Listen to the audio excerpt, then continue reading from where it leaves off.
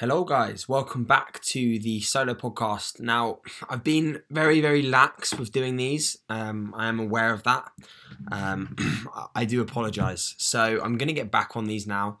As you can see in the room, I'm actually I'll do like a bit of an update with where I'm at in regards to like myself before I go into some questions.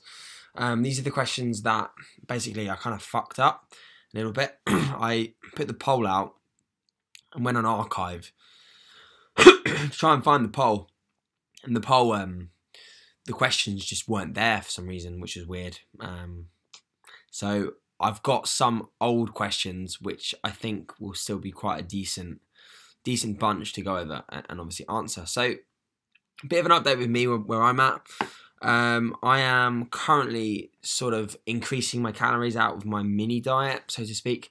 I got down to a body weight of about 172.8 pounds. So, what did I do to get there? Basically, I went from 194 to 172. Pretty much went from off-season food to very low calorie. Now, in hindsight, was that a good idea? Looking back, yeah, I suppose so, because I've taken off 20 plus pounds in body weight. What's it done to my physique? I would say that my physique at the moment is not looking very good. I'd say it looks probably the worst it's ever looked, if I'm honest with you. And I'm just being critical. Like, I'm not gonna like sit here and say, oh, it's perfect, really good. It's not. It's really not. I mean, you know, when you drop calories to that extent, you're gonna lose some fullness. You're gonna be quite flat, essentially.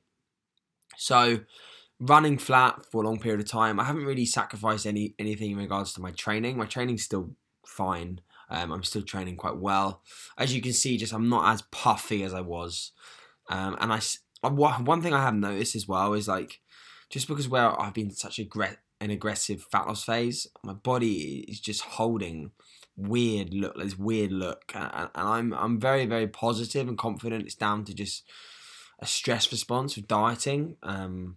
Like, as I've come out of my contest prep, I've gained all the fat back, and it's just like my back and stuff like is usually really fat at this body weight, and it's not as fat as it has been now in the past, sorry. But my waist is looking like goddamn awful. So I think that's down to that I've been in a very aggressive dieting phase, and I think I'm just holding a lot of water and a lot of built up cortisol from, you know, like I said, the stress of dieting, coming out of a prep last year and then going back into another dieting phase, dieting phase essentially.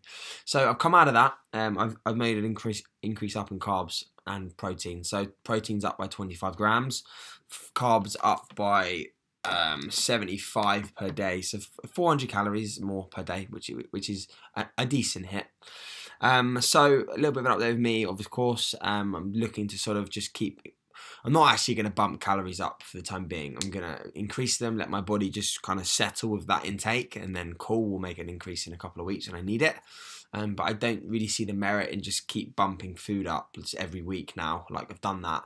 It's a fast track way to get very fat very fast.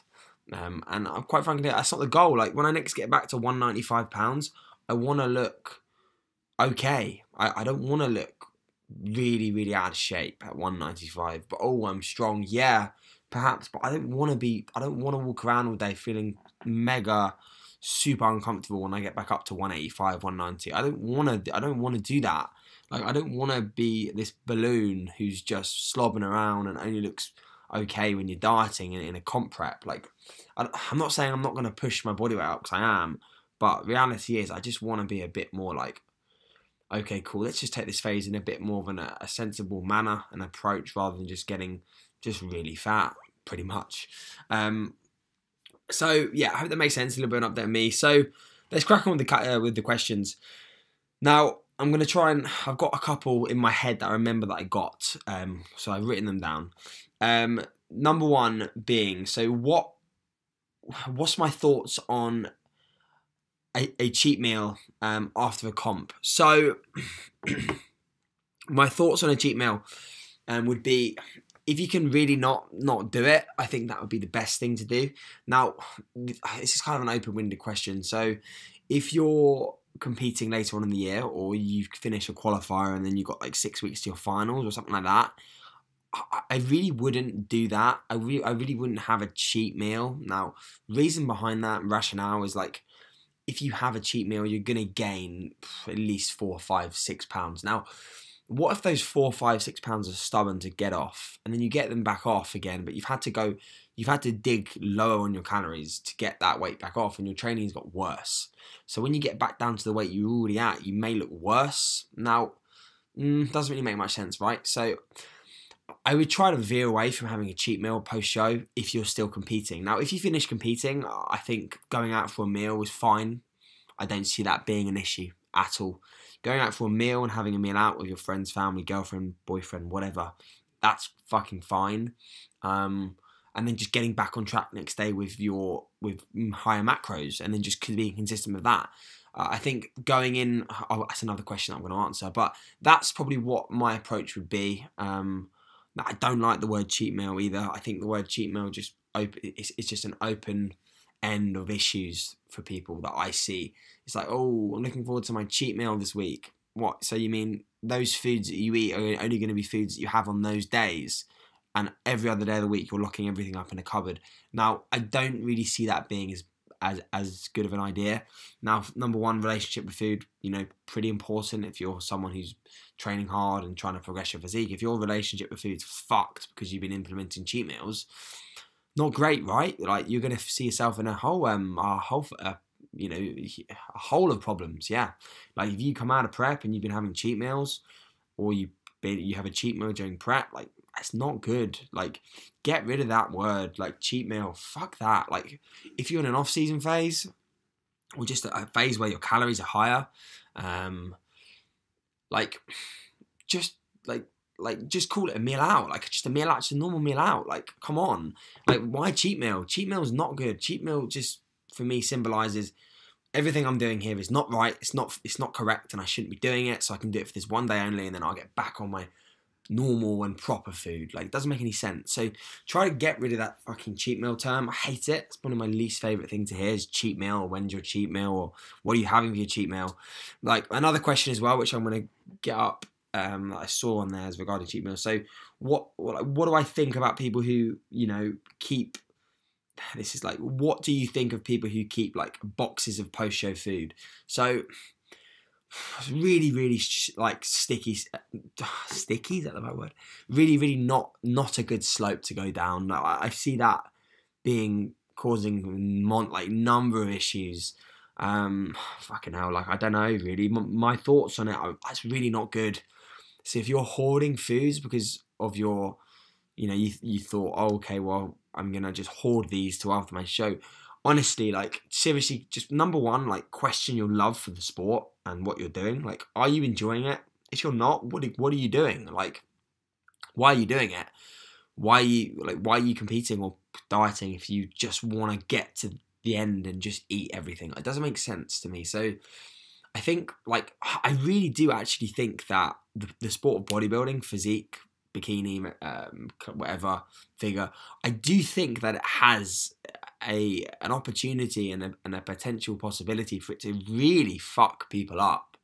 Now, I can see people developing huge eating disorders from stuff like bodybuilding shows, and I see it. Unless you're mentally strong and you're doing it for the right reasons, be, you love training more than anything and you just want to have that crazy goal, like that, okay, cool, that's perfect. If you're doing it for the wrong reasons, i.e. like social media likes, or people like more credibility in an industry, like, seriously, I honestly think that you'll come out of it and you'll be in a position where you're not going to be in a good place. I think I can see people creating horrendous, eating disorders, relationship with their training, their physique, bad relationship with everything. So, like, if you're hoarding food, okay, so if you're like having a box of goodies to have post-show, like, my advice would be, like, do you really want to be competing?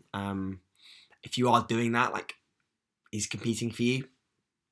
Probably not, because the competing, you want to enjoy the day. Like, I see people compete and they're like, oh, okay, well, I don't really give a fuck about the stage, I just want to eat. And I'm like, what the fuck is that about? Like, No, that's not the sport. That's not the sport of bodybuilding. No. No, that's not the sport. So when I was competing last year, I couldn't give a fuck about the post-show food. I didn't even think about it. When I was on the day of my show, I was focused on my show and getting on stage and being the best I could. Like, not once did I think about, oh, I'm waking up in the morning, oh, am I going to have post-show after my actual competition that I've worked 6 months towards? No. Did not happen. I was thinking about trying to get as many of them as I could. What's that over there? Strange. Oh, the strength on top, that's it. So I was thinking about trying to get as many of them as I could and trying to be the best bodybuilder I could be. Now, I didn't once think about post-show food. I think this comes down to, obviously, the person and the individual. Now, I'm not, like, digging at anyone if they are. Like, don't...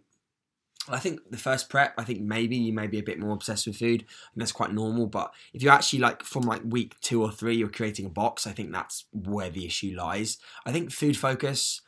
it's something that will arise if you diet down to low levels of body fat, or just a lower level of body fat than you're used to be sitting at. Like, I think that's normal. I think food focus is pretty common. I was actually having this chat with AJ the other day when I was with him, and we were like, we both agreed that we think food focus is unavoidable during, like, a fat loss phase to an extent. It's fatiguing as well, like, just thinking about it. But I think if your reason for competing is good and it's in the right sort of areas and boundaries, I believe that you won't necessarily worry about that, and you'll be focused on the show, being the best you can, documenting the process, loving the process, thinking about it every day, thinking about being, competing, thinking about getting on stage, posing, all this shit. Like, love the process, learn to love the process, learn and to enjoy the dieting process. Like, one thing I took from last year that I really wish I could just sort of, like, redo is just be in the moment a bit more, because you just when you're living it, it just goes so quick, and then it's like, wow, this is over, and then it's like, wow, okay, now I'm off season again, and then I'm like, it's a bit frustrating, isn't it? So it's just gone, essentially. So I hope that makes sense. Obviously gone on a little bit of a tangent there, but nevertheless, hope someone can take some form of advice or whatever you want to call from that. So, one sec, let me get the mobile device up. Where are we?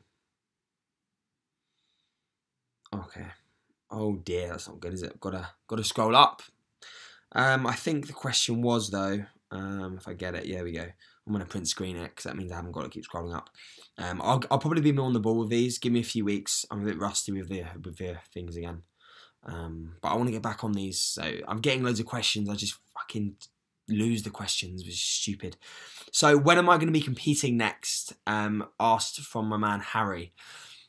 So it's a very good question. It's an open-ended question that I don't think I can answer right now. To be honest with you, like, when am I going to be competing? It's probably not next year. To be honest with you. Why? Because I don't really want to come second again. I don't really want to come second again. I don't really want to come third. I don't really want to place. I want to win. So I don't really see the point in competing unless I think I can, like, sure, I may be able to win a qualifier next year, providing I get peeled. Sure. Maybe I'll place top 5 at a British final, providing I'm in shape and body parts will come up. Sure. I believe I've got a good physique. I believe I've got a good balance, or good amount of muscle in areas. Other areas are just lacking. I think if I bring everything up and everything's balanced, I think I'm a balanced guy in regards to my muscularity and proportions. I think that I can be great at bodybuilding, 100%. And I believe that because I know I can. I saw myself, like, lean last year and it just needed more muscle. So probably not till 2021, if I'm honest. So I doubt next year will be the goal. Now the rationale behind that is I just don't feel like I can win a British final next year. To be honest, I just don't think I can do it. Unless the only way that I would compete next year would be I just start growing now ridiculously, and I start doing stuff in the gym and just with my strength that I've never done in my life, and my physique just responds, and everything just looks wacky. And I pose, and people I pose in front are like, wow, that's really good. And then I take photos, and then I send over the photos to people I trust in bodybuilding, and then they're like, wow, that's fucking good, you've improved. Then if I got to December and I was doing that kind of shit and I was in good shape and I was conditioning's okay and I was strong and I was like 185 pounds, like fucking good at 185, then maybe I'll compete next year. But I don't think that's going to happen, to be honest. I think I just need more time. Realistically, after a prep, it takes a long time to recover to be in a position to actually build muscle. So yeah, hope that answers your question. So I've got a question here from, one second. Where are we? I've got a question from Sam saying, a sex drive during prep, and what did you do and what can you do to mitigate it? Wow. Okay, we're gonna go there then. Yeah, sweet. So sex drive during prep. Well, I would say from about 12 weeks out, I had no sex drive at all. Now, luckily enough for me, I wasn't in a relationship at 12 weeks out. Now, I had no sex drive, to be honest, from 12 weeks out. And if I'm completely honest, during a prep, when I'm dieting down, I really don't care about that. I really couldn't give a fuck about doing anything like that when I'm dieting down to contest level conditioning, because I just can't be bothered. I couldn't be bothered. I just couldn't be bothered. I'd rather just be sleeping, or just, doing something that's going to be helping my recovery, not necessarily thinking about that kind of stuff when I'm dieting. Now, did it affect me? Yeah, it did. Yeah, of course it did. Of course it did. Like, I was shredded for so long. I had a relationship kind of like leading into prep before I started getting really tight. And I was okay then. I was okay. Okay, I wasn't like when I was dieting down, but when I got to like below 160 pounds, I was like 165, 163. But when I got to below that, I was about 13 pounds by stage where I didn't really could be bothered, if that makes sense. Was that an issue in a relationship that I had? Yeah, of course, absolutely. It's a tough one, like, really is. Like, what would I suggest to people who have relationships? I would suggest that you would explain this to the person you're with. Like, I probably didn't do a good job at that, to be honest. I was so focused on the goal, which was a bit of a shame. And again, that's something that I'm going to make sure that I stay on top of now with my clients this year. But like, it is not ideal. But natural bodybuilding is natural bodybuilding. You're gonna have very low levels of testosterone towards the end. Now, and if I'm honest, like now, where are we? What are we now? April. So I finished prep in April now. So when did I finish prep? August. No, was it August? Yeah, it was. Yeah, my last show was the 25th of August. So, was it? Yeah, it was. I didn't do the finals, did I? Yeah, of course. So, my last show was the 25th of August, which was an MPA qualifier. And, like, August, September, October, November, December, January, February, March, April. So, we're looking at what? 8 months post-show, technically. I don't even feel like my sex drive is normal now, to be honest with you. I really don't, and I don't know. I don't know if that's bad, potentially. But yeah, I don't know. Maybe that's because I'm just single and I don't really put myself in a position where that can arise, maybe, perhaps. Never been a big guy on like chatting to loads of girls. It just like, I don't know. I'm just busy with life and just work, really. But I would probably say that it's definitely not the same now as it was before I started prepping last year. Like, go back to like Christmas time 2017 when I started dieting after Christmas, January. I would say it's still not probably there. I would probably, maybe I should have done some blood tests post-show. Would have been a good idea. Should I have done blood tests? Perhaps. Would I have wanted to see how low they were? Maybe not. So maybe that was a good idea I didn't do them. But, I'm sure as I progress again up with my body weight and I stay in a place where from a hormonal perspective, I'm getting better and more efficient. I'm sure it will just slowly come back to normal over a period of time. But if you're prepping and you're actually going to get lean, and you're actually going to get lean, I do think that the most important thing is accept it. Pretty much, that would be my sort of answer there. So let me just get the questions up 1 second.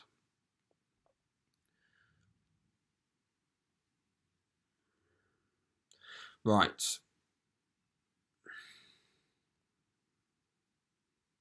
Just replying to a client. Right. Okay, cool. Right. Questions. How long have we been on here? So it's 20 minutes. Wow. Okay. It's gone quick. So when did I start lifting? When did I start lifting? From James. I started properly training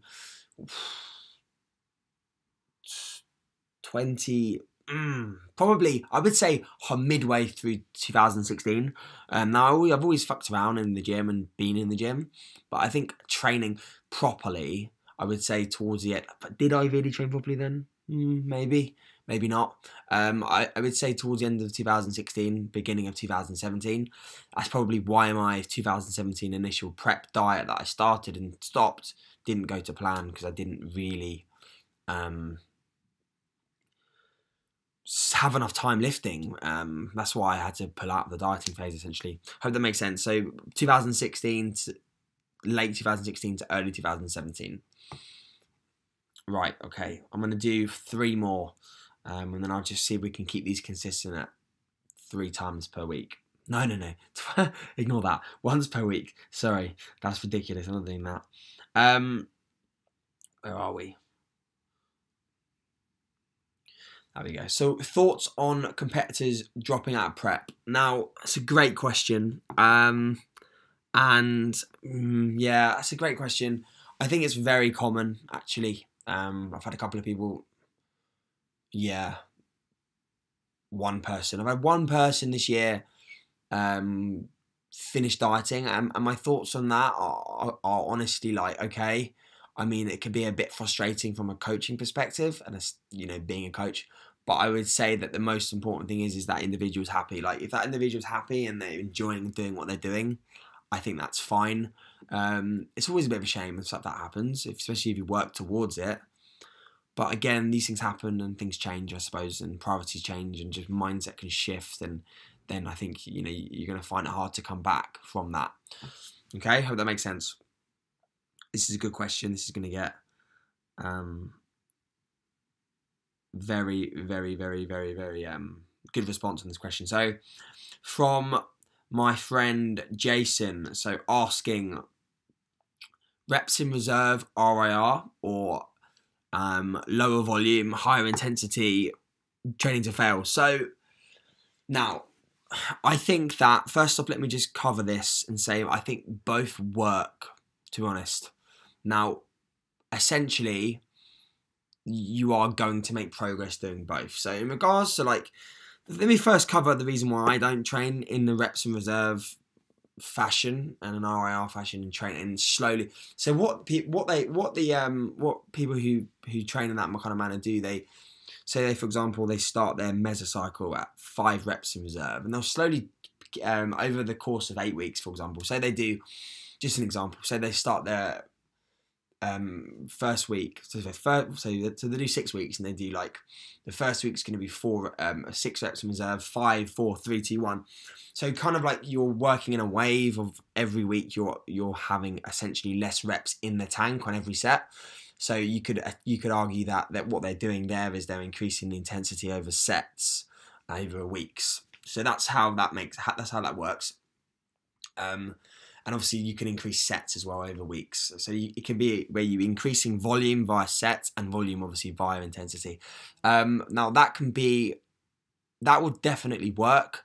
And as you get to the last week, for example, like, you're going to be going with no reps in reserve, and then you're going to be doing what they would say an overreaching week, and then you deload, and then you go again. That's the principle behind an RPE scaled approach to training, which 100% will work, because essentially you're adding volume and you are increasing the intensity of sets. So the reason why I don't do that, or I don't train like that, or I don't have any of my clients necessarily train like that, number one would be, for me personally, the idea of going into a gym and just training in a reps and reserve manner. I would rather just not train anymore and quit the gym, because for me that is just goddamn boring. I don't, personally for me, I don't enjoy that. And I was saying this to AJ as well the other day. I was like, I'd rather make less progress and train how I train now than train in a reps and reserve manner and make more progress. Is that optimal? No, perhaps not. If I train, like say for example, if that would be better for me, but I like how I train, so that's why I do it. Now, would it like? The difference is as well, like I think that I see is I think it's suited to different people.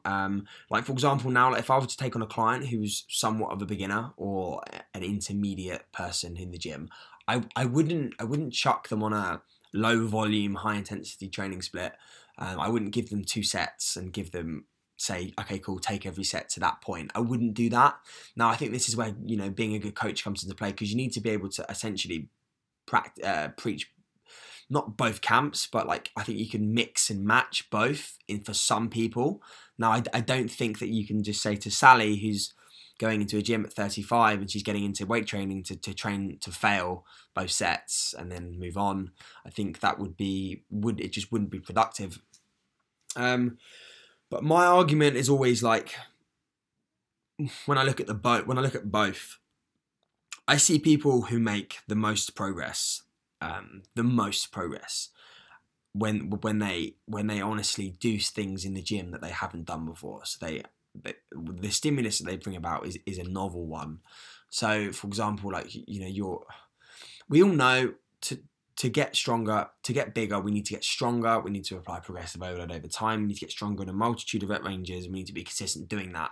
Of course, ensuring that we're standardizing form, range of motion, rest time, stuff like that. Obviously, form needs to be standardized, and rest time, range of motions, how you're executing movements can be a way of progressing as well, for sure. But what I would say is, like, if you get someone who's relatively advanced in training and they start doing stuff they've never done before in the gym, their physique changes so much. Like I'm gonna say, like, one of the most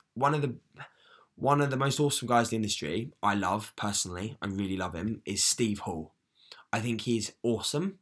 I think he's very smart, very knowledgeable, and I've never seen someone progress their physique so much from a prep. And if you look at what he's been doing in the gym since his prep, quite a while ago now, but his physique's completely different. I've seen him over the last 6 months train progressively harder every month in the gym, and he's taking sets closer to muscular fail that I see in the gym, he's just training harder in the gym, and he's made, oh my god, he looks ridiculous. Like, he may watch this or someone may video this to him. Steve, I think you look absolutely insane.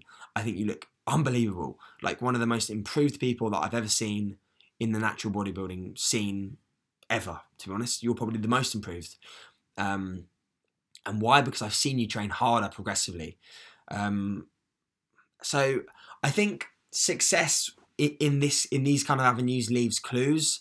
I think we want to look at the people, like, sure, you could say this is anecdotal, but you want to look at the people who are the biggest and the most freaky, and you don't see many of them training and just leaving everything in the tank. Like, I understand the whole increasing volume and reducing the RIR over the week, but so my thought process behind that is, so only in the 6th week you train hard. That's what I think. That's what I think when it comes into my mind. Now, both work. I think a lot of it comes down to preference and how you want to train. I think that if you took most people who train in an RIR fashion and you taught them to train a little bit harder and take sets to a little bit further, and consistently doing that, managing fatigue, of course, outside of the gym, mainly managing their variables outside of the gym, I think that you'd see more people's physique changing who train like that. Personally, that's what I think.